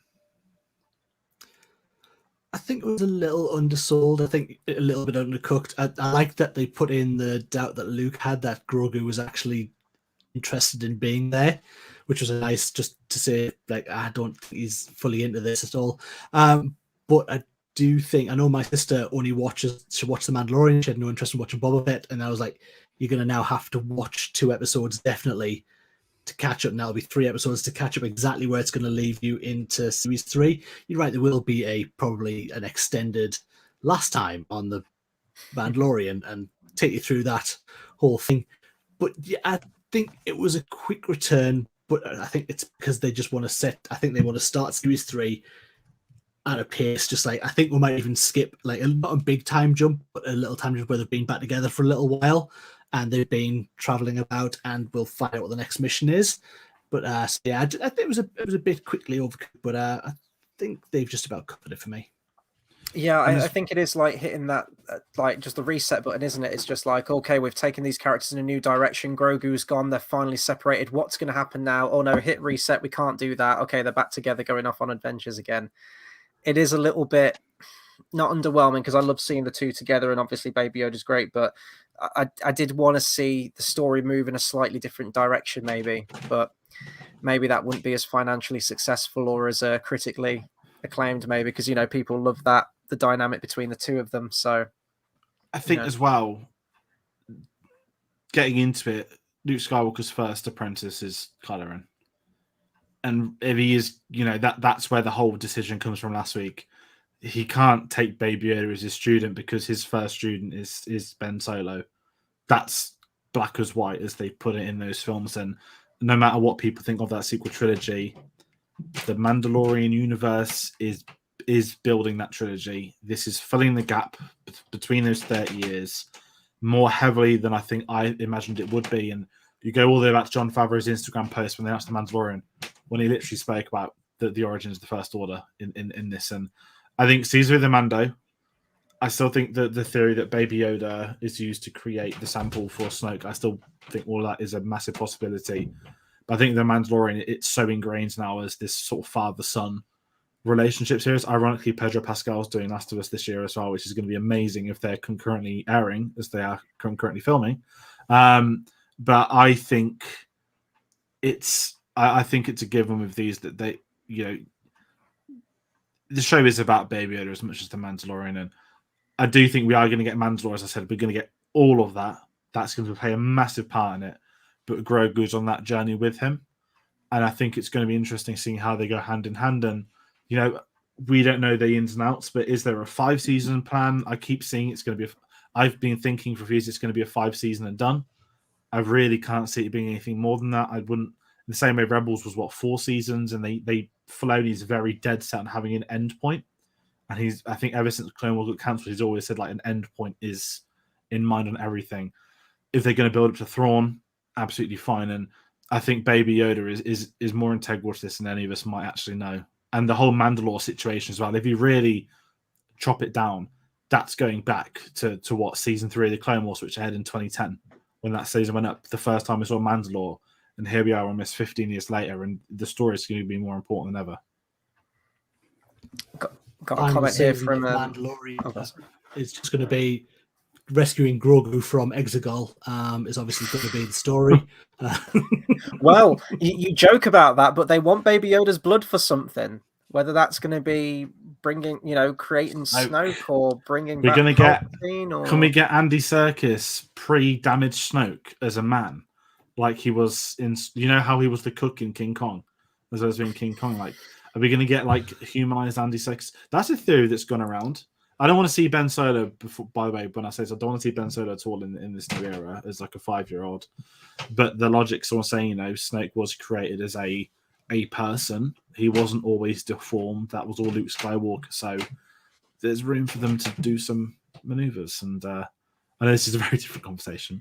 I'm not saying they're going to bring Andy Serkis back, but I'm saying that if they want to bring Andy Serkis back, he's probably more than game up for it, and let him direct an episode while he's at it as well. I'm trying to think of. I guess we can talk. We've kind of talked about the future of, as Dave said, like we've talked about the future of Mando way more than we have the future of Boba Fett. I guess we can cycle back to Anais' question earlier about will there be a season 2 of Book of Boba Fett, and more importantly, do we want a season 2? I guess I'll answer that question first. No, I think.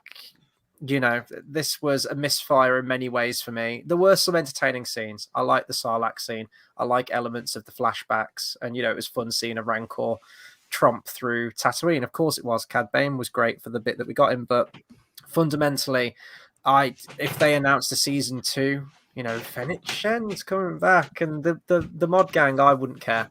I wouldn't give 2 shits about seeing more Boba Fett, in all honesty. I am done.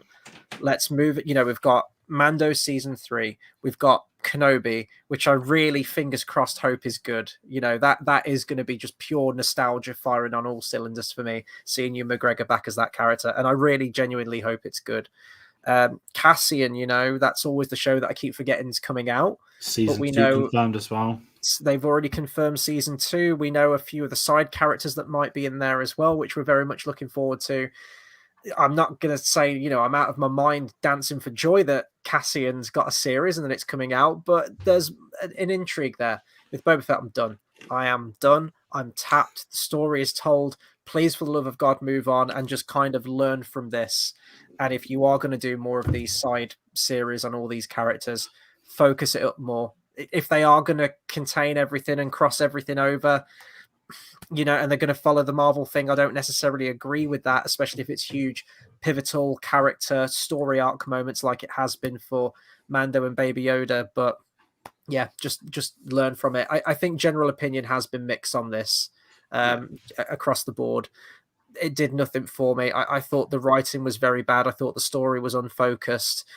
A few cool scenes here and there, as I mentioned, like the Sarlacc was fun to see. The seismic charge is always great to see. But the show itself, it never really found its footing for me. It story-wise just felt very weak, and the characters weren't written in any particularly engaging way. So I'm going to err on the side of negative overall on this one, and I wouldn't want to see a season 2. But optimistic for the future. Hopefully Kenobi's great. And Cassian, I don't want any Star Wars property to be bad. I'm not hoping that everything's awful from the beginning. I always try and give everything a fair shake if I can. So that's kind of my final thoughts on Book of Boba and the future of Star Wars, I guess. I'm in a weird spot. It really depends what they want to do with the character. I'm more than happy for a season 2, dependent on the story of season 2. If that makes, I know it's a very dumb thing to say, like make it if you can. But if it's going to be him set on Tatooine for another 6 episodes, then I'm going to struggle, because I think you've mined all you can. He at least hints at the ending, is this the life for me? And this is where I'm a million% convinced that Temuera Morrison will return as Boba Fett. Mm-hmm. We will see him in one of these shows, whether it's Ahsoka, whether it's Mandalorian season 3, whether it's a Thrawn series, whether it's anything else. I'm sure we're going to get him back, and I would be fine with the season 2 of this if it varies in a way from this. I don't mind Temuera Morrison's character, but as you said, I don't want to see him in this. I don't care about bounty hunting as well. I still think this is one of the worst Star Wars characters ever made, that has ended up being developed across the Clone Wars and across the Mandalorian, and a decent amount in his own show. All this nonsense about books, this comics, that no one gives a shit anymore. You need to get over 30, 40 years ago what people were putting in comics that George Lucas always said doesn't count, never counted, and Disney reaffirmed that. So this is, it's tricky. I'm down for it, but they need to do changes. Like, I'm going to watch anything they do live action. I'm going to be honest, but but it is just that if there is a story to tell, please tell it if it's worthy of telling. You know, I get the whole they wanted the vibe of what was he up to between those years. We got that part great, but we didn't get the what's happening now part great. There was too many, you know, plot holes. Again, all Bib Fortune's back. That was my intrigue, and as you said earlier, no difference on that. So, I don't mind. And I don't think they're as expensive as they make out. I bet the budget for this was probably 100 mil. I know that sounds ridiculous. That's a lot for a TV show, but you know, when we know that they've got that tech set up now, where really the money goes into the visuals. And it's about designing the worlds for the cameras to pan and all that. Yes, Tatooine's been overdone, but I'm gonna give him a chance again, dependent on what this big picture is. Is it heading for Thrawn? Who's involved in it heading for Thrawn? Because let's be blunt, if it is going to be long term, Fett's going to die. You know, could we get a sequel series where Boba Fett's on the run from Cad Bane being hired by Crimson Dawn or something? I don't know, but if there is a story to tell, I think they can do it. I think the action in today's episode certified that they still have it in him. We obviously got little bits in the Mandalorian. It just comes down to writing. Maybe in the politest way possible, they switched the writers for this show, because what I will say about Cassian is that Tony Gilroy is writing season 1, writing season 2, and of course he stepped in big time with Rogue One, had a massive impact on that film. So it all depends on the creatives and how they're going to be involved. And also, last thing, sorry, on season 2, do I want to could we get some Daniel Logan and Boba Fett stuff? I don't need an adventure of him, you know, from 50 years ago. But if you want to do a Cad Bane as the main villain storyline, fill that gap between episodes 3 and 4. Show us a bit of their relationship. You know, there is a story to be done, but you got to get the right story for it to be commissioned. So it's a bit of a pathetic yes but no from me. I was literally going to make the same point you did about almost the last line where they said this isn't the life for us. That it kind of builds that, yes, they're definitely going to have another series, and it's going to be probably them off-world. The fact they have Cobb Vanth in the back to tank, it's almost like they're going to give him Tatooine. He's going to be the next person on the throne, to be the sheriff of Tatooine, and they're then going to go off on new adventures. Free to Boba Fett and Free to Ween. They changed the name completely. It's going to be is it Deadwood he was in? So I just think there is going to be another series, and I'm a target audience. Yes, I'm going to watch it. Yes, I'll see what it's like and dip in. I'm not going to sit here. I'm not going to watch it. I totally am, but I'm not as excited as I would have been after this first series to go into it. So it's coming. It'll happen. I'll watch it. But let's see what we think when it comes around. I agree. I've just messaged if people want to get their final thoughts in. We've got one from Jedi Fonz real quick. He's put, I don't want season 2 of Boba. Put the money into Mando and just have Boba turn up now and then if they must. But I won't miss him. They softened him too much. As I said, if they want to use him as supporting, totally fine with that. I think he works better there. I never actually even considered Timothy Oliphant being the sheriff of Jabba's palace. I think that is probably what's going to happen. I think you're absolutely right there. What that means for Boba, I don't know, but we haven't seen the last of him. And the thing is with Temuera Morrison, like, he's not getting any younger. They probably want to capitalize on him as much, playing the character as much as they can. I mean, should we talk about Kenobi real quick before we sign off? Yeah. At the moment, you've all been waiting for. So hopefully a much more interesting series than Book of Boba Fett. Yep, so Kenobi, there has been a poster released. We have a release date as well, which is May 25th. I think we said, George, I'm going to pass over to you in a second. You worked out the calendars, you looked at astral charts, you went the extra mile as to when Kenobi should have been released. We have a release date. It wasn't when you thought it was, but maybe it's been softened a little bit now because it is an anniversary of a particular film. Yeah, May the 25th is not May the 4th. Obviously, May the 4th, the unofficial Star Wars bank holiday. The day in which the Clone Wars aired on Disney Plus. The day in which the Bad Batch started on Disney Plus. The day where they do all their Star Wars specials. And the day in which we won't get Kenobi. And I did go a bit, what's his name from It's Always Sunny? I've never seen it. Charlie Day, the red tape. Every Star Wars fan's goal is, okay, Ewan McGregor's back as Obi-Wan Kenobi. It's going to be before Cassian. It's going to be after Boba Fett. May might work. Could they dare us to do May the 4th for a new series? And May the 4th is a Wednesday. And what are Wednesdays? Disney Plus's upload day. That's why we're here on a Wednesday, not Friday night. And yeah, May the 25th. Now, I'm going to be blunt. It's not that bad because we're still getting it. It's the most important thing. But I do feel it's a humongously missed opportunity. Even when I add in the Moon Knight stuff, that Moon Knight begins airing Wednesday, March the 30th on Disney Plus. Moon Knight is 6 episodes. Like most Marvel shows, if the first 2 episodes air on week 1, it would have finished the week before May the 4th, which is April the 27th, I think. Everything was in place to perfection for a May the 4th. I almost booked the morning off work to watch Kenobi without the need to actually be working. And it's May the 25th. So, yeah, that's the next Star Wars. I mean, come on. Like, the Super Bowl is on Sunday. We're getting trailers. We're getting Lord of the Rings. We're getting Star Wars. Edgar Wright's done a trailer for Squarespace with Zendaya. We know that the Super Bowl, if you don't like American football like us, it is for film fans after those. And, you know, it's not the best sport in the world. I'm going to get this everything clear. It shouldn't even be called football. It is an egg ball that they use their hands for. It's ridiculous. It's a stupid sport. I'm sorry if you're upset. But we get film trailers and we get the return of Ewan McGregor. Now, hear this. They'll talk about how they've got this highest rated audience in the world.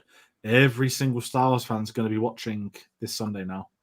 I remember when the Force Awakens trailer dropped during some random NFL game. And it's because Disney and ESPN, who they obviously broadcast we did it for 9 hours, right? I think every Star Wars film had a trailer during NFL games, and they put it on basketball as well.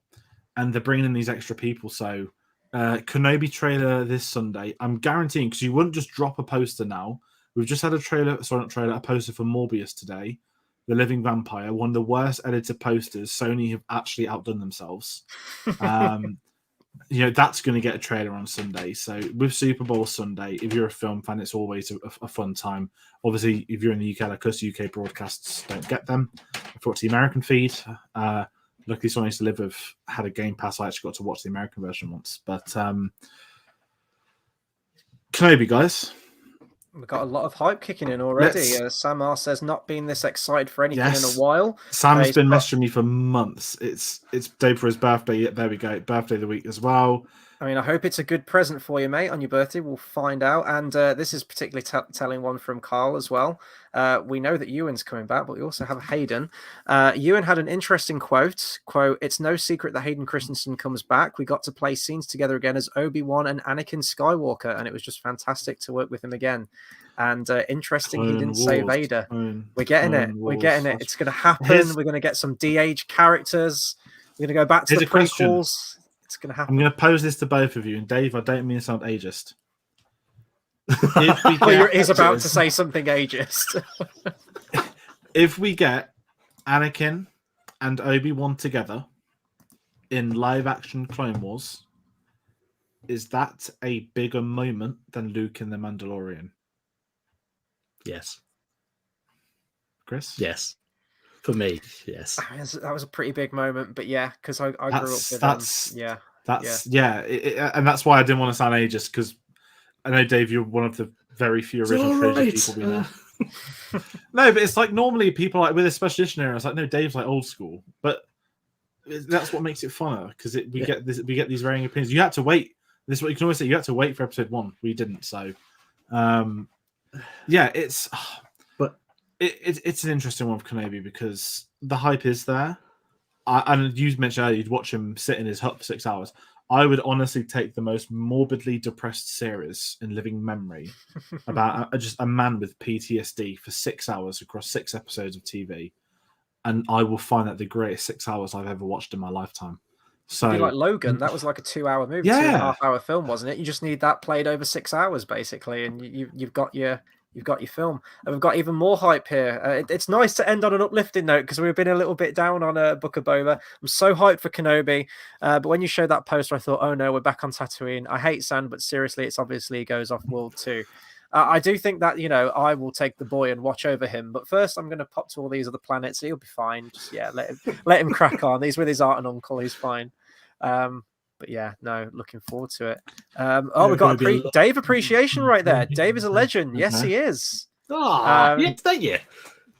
He will be joining us for much more Star Wars content in the future, I'm sure, when we get to it. Oh But yeah, I try think stopping me.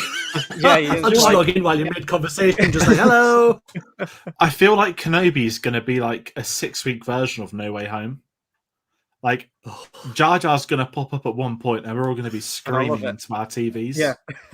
Like we're gonna get a flashback to the Clone Wars, and we're gonna get like, I don't know, like the corner of Shakti, and it's like, what? Like everyone's gonna like lose their shit. Mhm. So, I honestly, I'm not putting pressure on.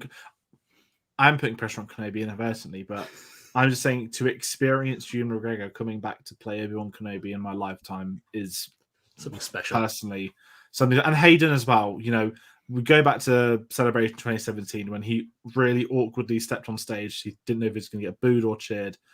And the moment those cheers happened, that was the day that Disney knew and the rest of the world knew that the prequel trilogy does exist, because people pretended it didn't. But more importantly, that it is to be built on. And, you know, even Boba Fett, for the slates we've had on the show, we got some really good. I think that the time is it thirsting with like all the prequel babies. We're getting all like buzzing and everything. We got so much prequel stuff over the last 6 weeks. The Phantom Menace got its fair due. Cobb Vanth even said Naboo Starfighter last week, which is amazing within itself. So another one of Sam. I'm going to be sobbing every week with all the references and callbacks. Yeah. It won't just be can't wait to see Hayden again. The hype is already here, and we're like 3.5 months away. And that's the show. Like someone mentioned earlier, saying like I'm going to miss these Wednesday discussions. You know, Star Wars discussions. Now we are going to continue streaming every Wednesday around the same time. I will say that, sort of like as to what's to come with the Oscar films coming out. We've got a lot of films that we need to watch over the course of the next month and a bit, and we're going to be slogging our way through them. I guess this is a not so sort of segue to kind of round off, but if you want to see us talk about things, it doesn't necessarily have to be Star Wars. It can be movies as well. We will be back every Wednesday still. But if you're looking for that Star Wars content, you might just have to wait just a little bit longer. But as soon as it's on and as soon as it's streaming week to week, of course, we'll be back doing what we do. And there are plans in motion, I know we can say, for some other Star Wars content before Kenobi. Mm-hmm. There is one big video that we've already decided we'll be doing between us. I'm not going to give away what it is, but as a hint, there are only 2 videos like this on the channel so far. Mm-hmm. I'm going to leave that as best as I can. But yeah, like it's weird that I think because we had a year about Star Wars last year, right? And this is a fair thing. Like we did a Bad Batch review, which is great, but also ultimately Bad Batch is not live action, and that's the like anti-animationist within me. I don't know, but there's something about live action Star Wars that I think is just unparalleled in terms of event, in terms of, well, bar those Twitter people from the start, that is great. And it is a shame that we have to sort of put these away for a few months. You know, even Moon Knight doesn't start until the end of March, but you can't get this hype on Marvel discussions. WandaVision was fun, but Star Wars is the big one. And we've got a lot of Star Wars stuff happening across this year. Hell, I've just got that Kenobi's starts the week before Star Wars Celebration. That's very interesting, actually, now I think about that. That could be good timing for this one. We've had a request already from Carl. Obi-Wan predictions discussion would be great. Can we get an Obi-Wan bingo going? I know that there was a Boba Fett bingo people did, and they were like predicting like certain things that would have happened. So I'm down for Obi-Wan. We've got a Journey to the Batman. How about a Journey to the Kenobi? I don't know.